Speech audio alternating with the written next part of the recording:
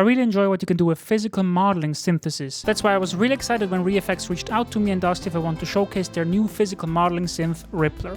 A while back I showed you 10 free physical modeling synths that I really like, and then later on RipplerX joined the lineup, and the developer of that synth, Thiago Ribeiro, now worked with reFX to give you the more flexible and fully featured Rippler. reFX is sponsoring this video, so I'll focus on providing you with a walkthrough rather than a heavily opinionated review, but they don't actually have any control about what I say and they're not seeing the video beforehand. So after the walkthrough I'll also share some of my thoughts.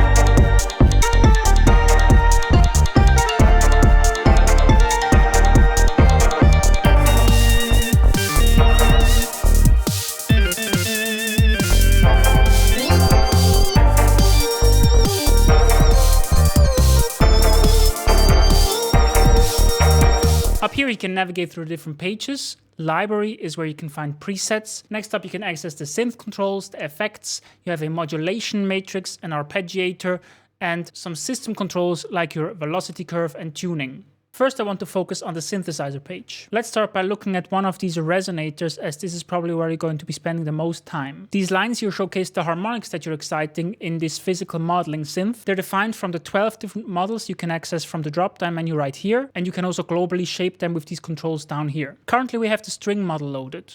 And in this next drop-down you can define how many partials you want to be working with. From a very low resolution 1 or 2 partials all the way up to 64. Let's listen to the beam, the membrane, vibraphone, open tube. Let's stick with the string model and have a closer look at these controls down here. Decay and release are coupled and define how long a sound is allowed to ring out.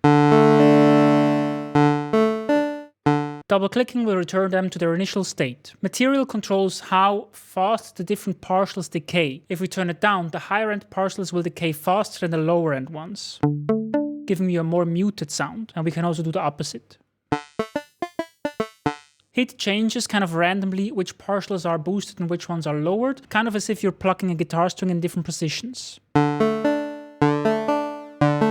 And then tone affects solely the level of the different partials but not the decay, so you can kind of filter off the high end, which sounds different from turning the material knob. Or you can roll off the low end. So material controls timing and tone controls level. Lastly here we have the inharmonic multiplier. Currently these lines all represent real harmonics, meaning they resonate at an exact multiplication of the root frequency. Twice as fast, 3 times as fast, 4 times as fast. And we can expand or compress the multiplication of these frequencies. So if we turn it up, all the resonances are going to be stretched, but in an inharmonic way, so it sounds a bit more metallic. And if we turn it down, the harmonics are going to be compressed. So by selecting a model and then playing around with these knobs,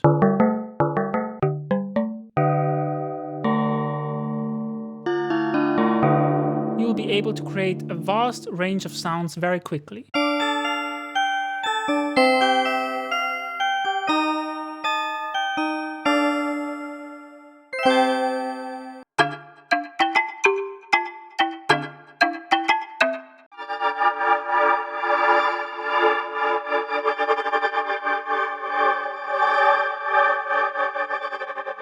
For defining the partials, aside from the 12 models, there's also manual mode. If we now hit this edit icon, we can start changing the position as well as the amplitude of the different partials. Let's do it with only 4 to have a bit of an easier demonstration. With these 3 dots, we can also zoom into this edit view. And we have 2 snapshots that we can edit separately. Let's just work on P1. And P2. Now we have this ratio control which enables us to fade from snapshot 1 to snapshot 2. There's also various ways in which you can copy and paste partial groups which you created in manual mode, or here for example import a models partial into manual mode. Now we can for example enable Resonator 2 and copy from Resonator 1, and now they have identical settings. Next up, let's look at the exciter section over here. For a physical modeling synth, you always need an exciter and a resonator. Currently, we're working with a basic impulse, which sounds like this. You can hear it well by turning up the direct out and turning off all the resonators. Let's see how these different exciters sound. That's a quite long exciter, which means we'll get kind of a bold effect if we send it through the resonator. Let's turn off the direct out again. We can kind of hear that this exciter is sounding a bit like it's playing a note. So let's jump a bit here and map the keys to the pitch.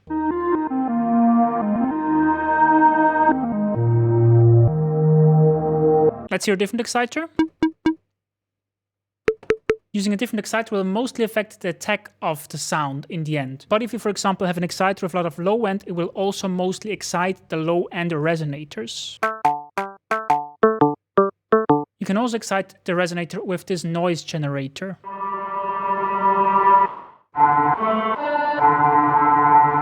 This is more or less what you can do with one resonator and an exciter.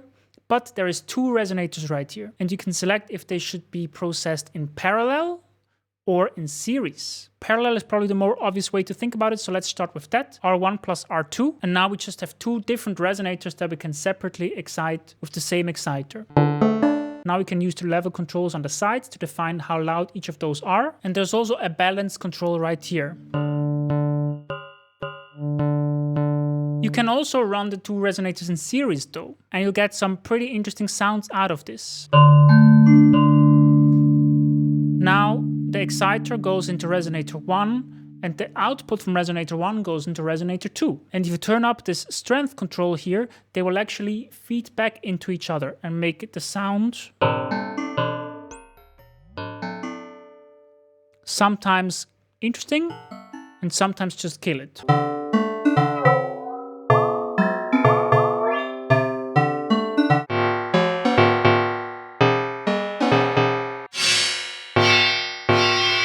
So you can get really experimental with it, but probably you can also refine it in a way where it actually creates some really nice, simple sounds. You could, for example, use Resonator 1 as an extended exciter by using something like a drum head. We turn down the decay a lot. Now we're turning this impulse into this resonator sound. Now we can resonate a tube with it.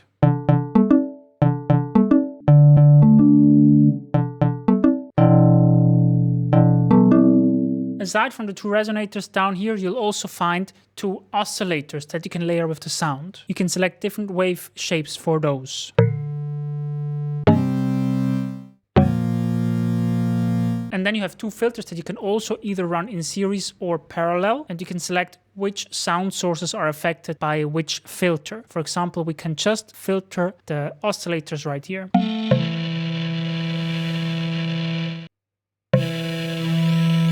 This was all only what you can do with layer A of the synth. And you have a whole second layer, layer B, which has exactly the same capabilities. And you can layer two different deeply designed sounds together. On the right hand side, you also have a lot of modulators, 4 envelopes, 4 LFOs, as well as 4 random modulators and some keyboard-based modulators.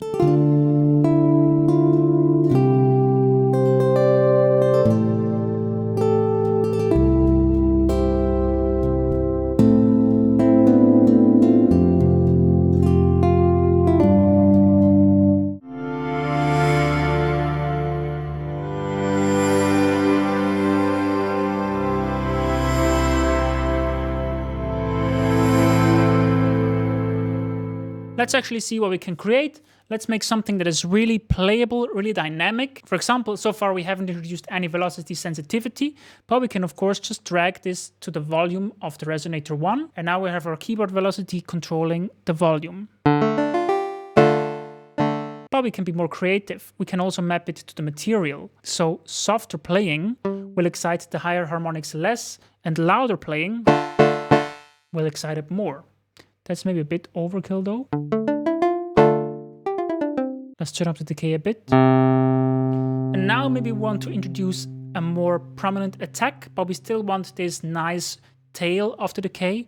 So let's use envelope number 1, turn down the attack and map it to the volume as well. Turn down the sustain and the decay.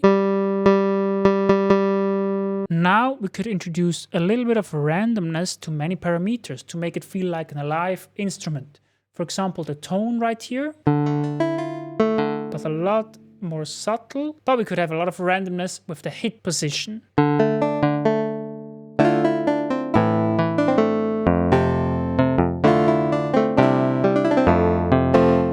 Also, maybe we want some of the velocity to affect how much our resonator is getting excited by controlling the exciter volume. We even map it to the frequency. What about if we add something like a vibraphone? Let's disable resonator 1 for now. Let's use the same envelope to control the volume. Maybe we use an LFO to control the pitch. You just gotta go to 0 point something. Let's use a sine wave.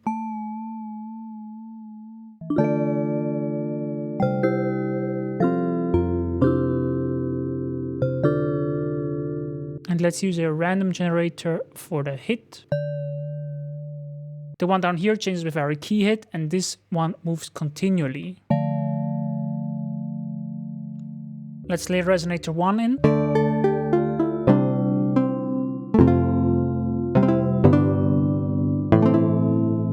I want to filter out a bit of the low end of resonator 1.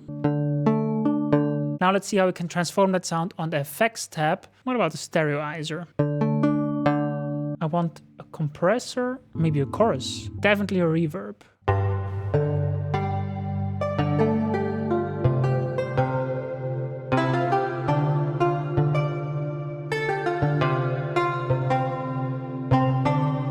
I'm noticing that the higher notes are a bit too quiet compared to the lower notes. So let's take this key modulator right here and link it to the gain of layer A.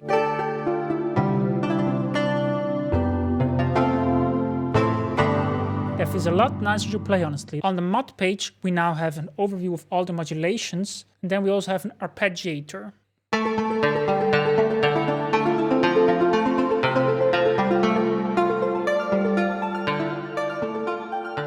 Rippler will cost you $129 with an intro price of $99. I think among its physical modeling peers, that's a more or less reasonable price, slightly cheaper than Chromaphone, for example, which I think is kind of comparable to this plugin. I haven't tried that one specifically. And if you remember the free RipplerX, if you're curious, both plugins are actually built on the exact same sound engine, I'm pretty sure. And if you don't use any effects or complex routing, which of course Rippler can do, and RipplerX is a lot more limited, but if you just use the bare bones sound engine, you'll hear that they're basically sounding the same. Now, what are my personal thoughts on Rippler? I think the workflow is very well thought through. I found it very intuitive to come up with ways to design sounds, and I trust that you can get usable, interesting sounds out of this synth. It's especially well versed for percussive, plucked sounds, key sounds, but I find it a bit lacking in getting sustained sounds, string-like sounds. Maybe that's also a question for the presets. There's definitely some nice presets in there, but there's also some that I didn't find that inspiring. The one time I tried Reason Object, for example, I was very impressed with the